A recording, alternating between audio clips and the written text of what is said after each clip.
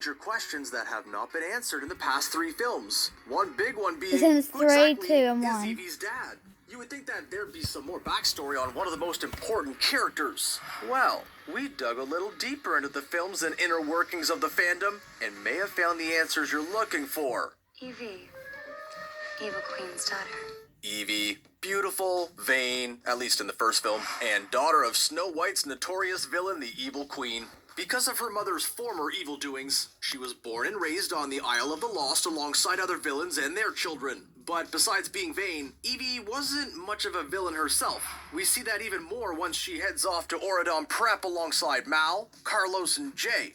While her intentions on the outside are to steal the Magic Fairy Godmother's wand that will once again allow villains to mingle with the rest of the world, deep down she just wants to live the regular teen life she was deprived of growing up. How many rooms in your castle? Oh, too many to count.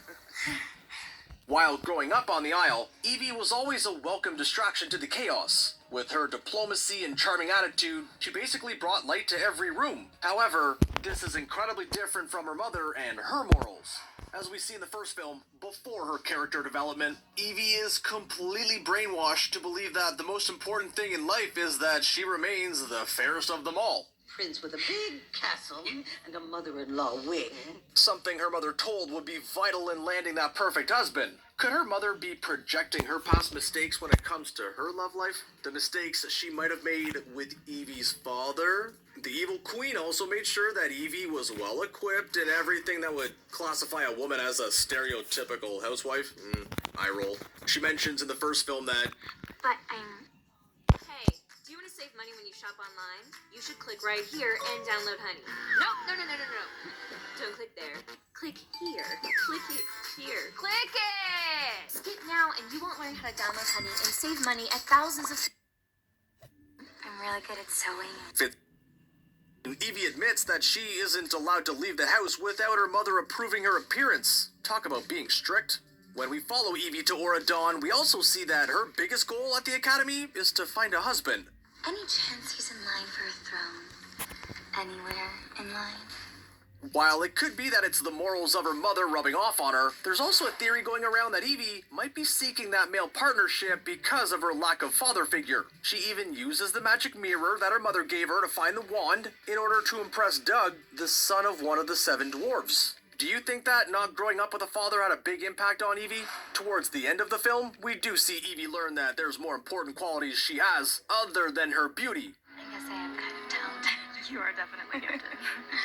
And we see her take on more of an intellectual role, especially when it comes to chemistry. Her quick change of heart, though, opens up so many theories into who could actually be her father. Let's take a look at some theories that might possibly blow you away. The most obvious theory is that maybe Evie's father is just good old King Leopold. If we go back to the original Snow White tale, the Evil Queen is married to Snow White's father, also known as Leopold. While things turned dark in the original tale with the Evil Queen meeting her demise by falling off a cliff, this obviously did not happen in the world of the Descendants. What if she was brainwashed to the Isle already pregnant with Evie? It's totally possible. I mean, Snow White may be considered the fairest of them all to the heroes, but to the villains, Evie was just as beautiful. Could the two be half-sisters? Maybe we can. We do have to admit, they kind of do look alike, but because we don't have an exact timeline, it's kind of difficult to tell. Staying within the vibes of the world of Snow White, we could also take a guess that maybe the traditional huntsman is her father. But your majesty, the little princess. While he never succeeded in killing Snow White, he would most likely be banished to the Isle alongside the Evil Queen and her daughter. Some might say that he was more than just the Queen's servant. In the ABC Disney series Once Upon a Time, which also dealt on traditional versions of our favorite Disney characters, the Evil Queen actually controlled the huntsman and made him fall in love with her. Did the Evil Queen not also brainwash Evie into thinking that her beauty was all that mattered? I mean, that's a little darker than we're betting a Disney Channel movie would go, but it's definitely still a possibility. Not to mention that one of the Evil Queen's crimes for being sent to the Isle was actually manipulation.